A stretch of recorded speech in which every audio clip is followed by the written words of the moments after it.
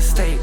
Yo, what's up, guys? It's Minihost here once again for another 5 questions, and today I am here with the amazing, the wonderful, the extravagant, Sexxy Eddy. Oh, stop it, stop it. No more compliments, no. All right, the first question: what was your favorite sport to play in high school? That's good because I liked a little bit of everything. I was like a jack of all trades, but I'm a master of none. So in high school though, football was pretty fun. I think I played a lot of rugby, and I did get my start into wrestling with being on the Olympic team in wrestling in high school. But I want to say like the crowds that came out more for football games, so that was pretty cool. And I guess being a teenager, you don't know as many sports what's available, and the more you keep going, you find different cool things. Like I would have loved to do gymnastics or parkour, which is really it's more big now, or rock climbing, but those weren't really available back then. So I'm gonna have to go with I was gonna say the American football, not to be confused with European soccer and stuff. So yeah. Perfect. Number two, I know the first wrestling match you ever saw was a steel cage match with Hulk Hogan and Big Boss Man. What was so special about that match that made you fall in love with wrestling? The emotion of the fans and the wrestlers themselves too. Watching like a good guy against a bad guy, but like I don't know, they were so express.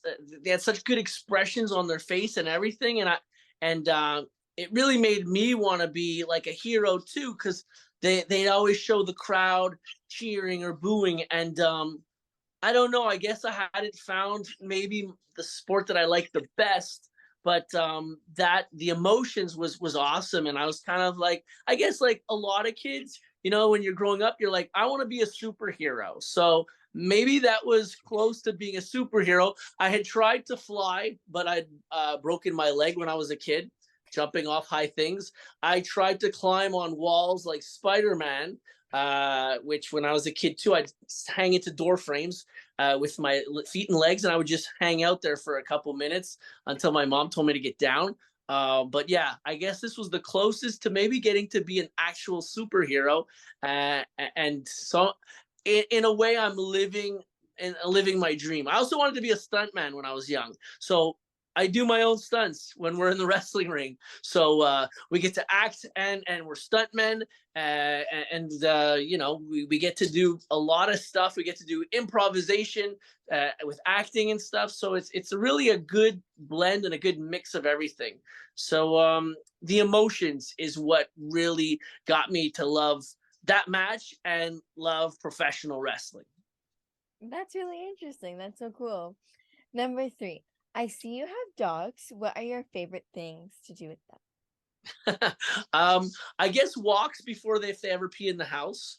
But walks are really good. I Everybody should do more, even when you don't have a dog. Uh, we have we adopted a dog a month and a half ago from a friend who couldn't watch him anymore. And also with my wife, she had a dog with her ex before, so they have shared custody. Some people laugh when they hear that because they're like, it's a pet. But some people understand and some people don't. When you do have a pet, they're part of the family. They're just maybe a little more hairy than the other members of your family, and they walk on four legs. But the amount of love that they give and that we give them, and that they make us get love in return is it's exponential. It's you can't even count that. So yeah, and they're next to me when I'm doing interviews or anything like that. They just like to be around you and stuff. So I think my favorite thing to do with them is walks. Playtime is fun too, but for Chief, he will play fetch for over an hour, and if we keep going, so we need to slow him down, because sometimes to drink water, to remember, and to do stuff. So yeah, my favorite thing is walks. I think, and we watch dogs a lot too, especially during the pandemic. A lot of people were working from home, or they had to go to the office, and they bought a pet and they didn't know what to do with them. So me and my wife, we were walking. Well, she was I'm just the supporting. I was the supporting assistant for that. She was walking a lot of dogs. We were boarding a lot of dogs at home. Some of them would come for sleepovers and stuff, or we had some even for like 3 weeks long staying with us while their parents were gone on vacation or doing other things. So it's therapeutic for me, just like wrestling is, I think, where on Monday to Friday we all have our regular jobs, kind of, you're getting up the same time, but then on the weekends uh is something more special where we get to entertain and have fun in the ring. So that's my therapy. Wrestling is my therapy, and walking the dogs too, or just spending time with them is I think that's helped us during the pandemic too, just like it probably helped a lot of other people that you're having a hard time, or people were not feeling themselves, they need to get more happy, people were depressed. So pets were really good for us for that. So yeah, sorry, all about my question was walking the dogs. I think is my favorite thing to do with my pets. Well, I do have a dog myself as well. So does that make you a dog person, a cat person, or both?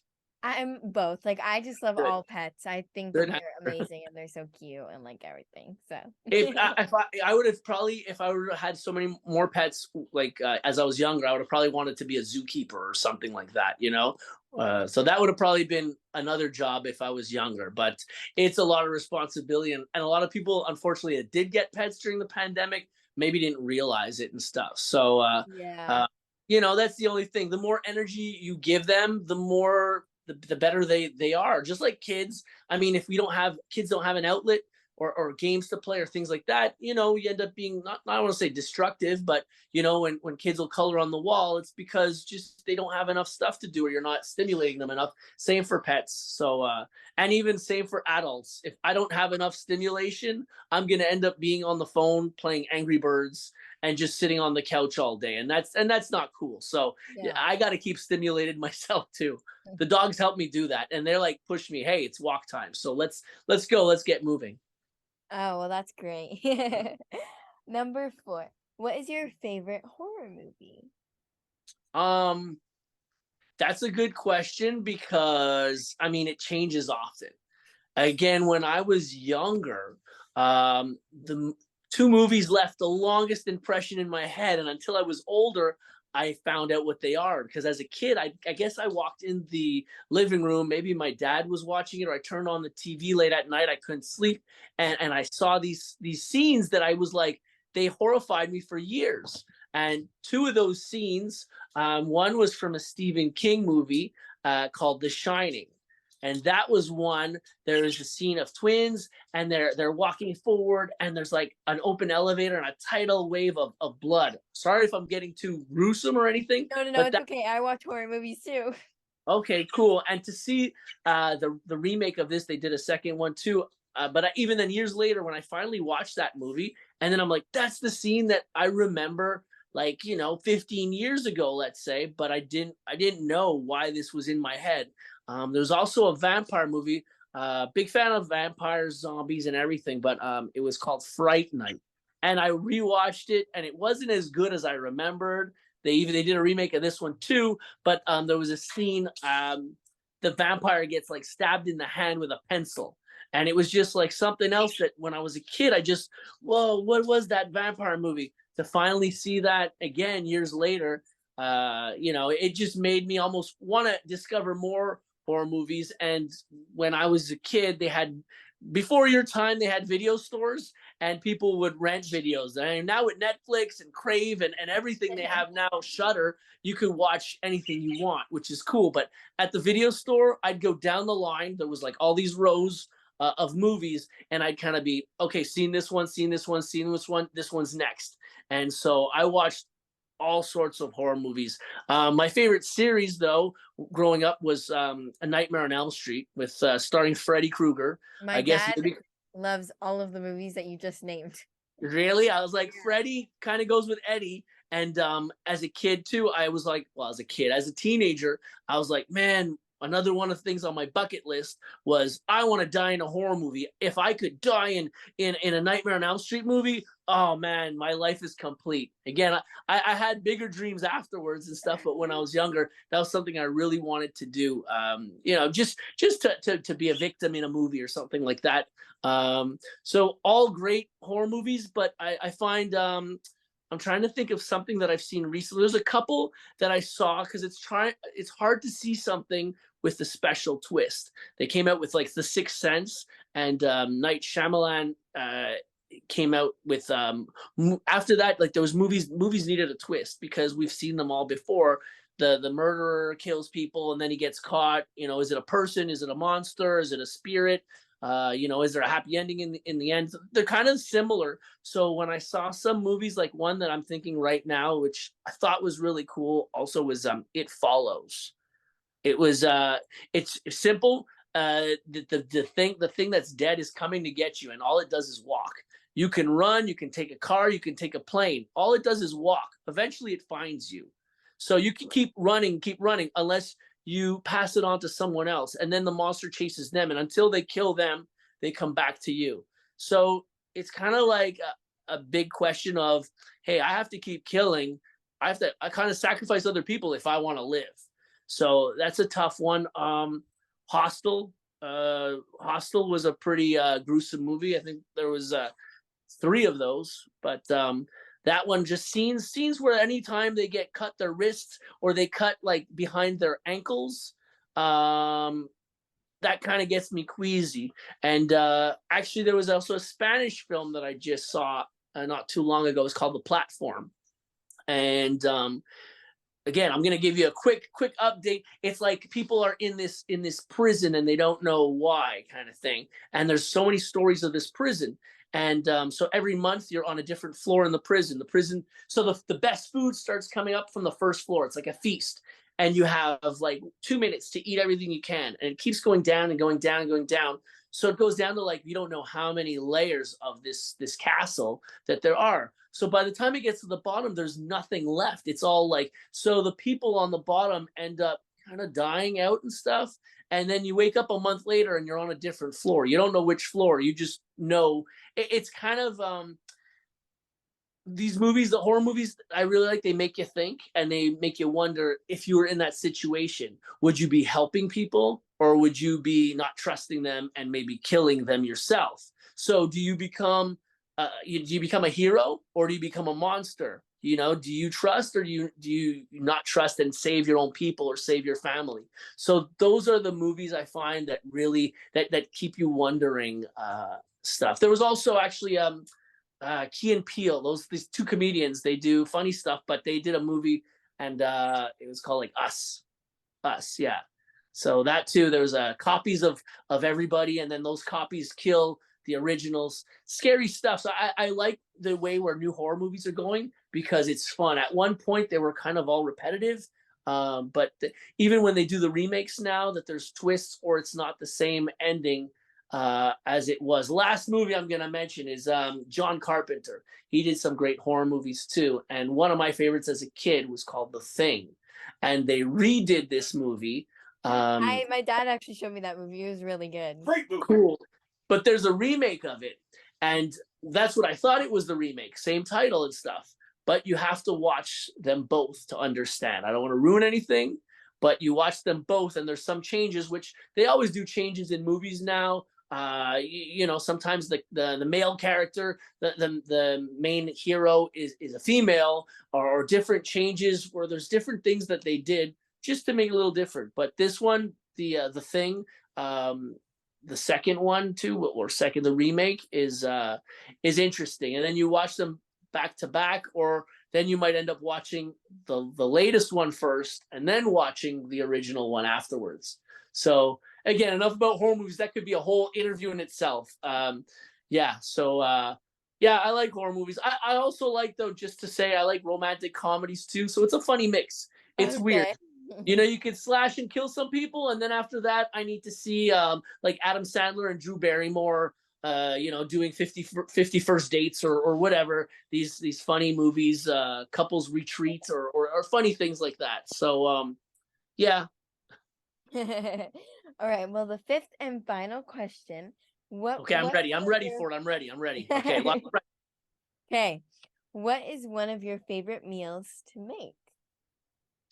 to make. So I just made a shepherd's pie today, but again, I'm calling this one, it's a Sexxxy Eddy shepherd's pie because I added so many things, which I'm actually submitting in a book. Hopefully, it'll come out sooner than later, but it's going to be wrestlers with recipes that one guy talked to me about, the author.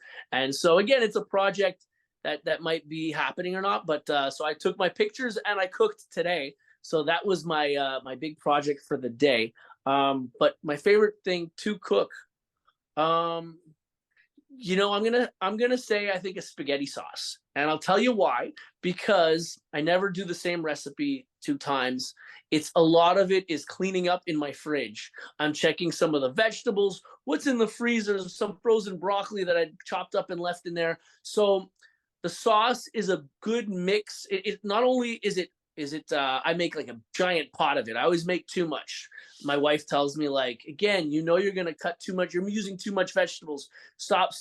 And I'm like, no, it's fine. But it ends up I make 2 pots of it. And so a couple reasons: you got food that lasts for a long time, and two, I'm doing a giant cleanup in the fridge and the freezer. So it's and the third is the taste of it. It always tastes great because you got a mix of everything. And I'm really easygoing with food. I love a lot of food. So yeah, sauces, my spaghetti sauce. That's the 3 reasons. It's delicious, cleans my fridge, and yeah, it's satisfying. Cooking too is another thing that I kind of like to do. I like watching people eat the food that I make too. If they're usually happy. I mean, if they spit it out and they pull a Gordon Ramsay on me and they're like, "This is terrible," and flip the table, well, again, I'll want to know why. I'd be upset and stuff. But usually that's not the reaction I get. So I have not gotten that reaction yet. So I like making people happy, whether it's in the wrestling ring or feeding them. So just like spaghetti sauces, things that like I like the food. My favorite foods are, like, example, pizzas or sushi, where you can always interchange things. Like, there's so many choices of toppings to put on, or what you can put on in sushi. So anytime you go and eat those, or go to order those, or make those, they're always different. So same as spaghetti sauces. Everyone's got their own secret recipes. So yeah, it's just I think that's my favorite. That's my go-to.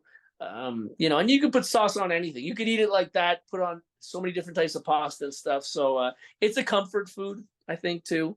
And it's always fun when I go in my other freezer and I'm like, ooh, I have a container full of sauce. Well, I don't have to, bust my butt trying to find out what I'm gonna cook or something tonight. So that's always fun. So yeah, that's my 5 questions, and I'm sticking to my answers. Well, thank you so much for coming on 5 questions. I really appreciate it. I had a really good conversation. Awesome. Thank you for having me. Well, I hope you all enjoyed this video. If you did, please smash the little button, subscribe, and turn on notifications to get notified each time I post a video. And I'll see you guys all next time. Bye. Thank you so much for listening. Don't forget to tune in next week for another great episode on all available podcast platforms and hosted on Podbean. Also, check us out on YouTube at Straight Talk Wrestling, on Instagram at Straight Talk Wrestling, on Facebook at Straight Talk Wrestling, and on Twitter at _Straight Talk. And if you feel the need to buy some sweet merch, check us out on ProWrestlingTees.com. Leaving the scene with no trace, not in my league. You out of place. I'm not at the top, I'm outer space. Can't eat with us, we're out of place. I'm doing fine.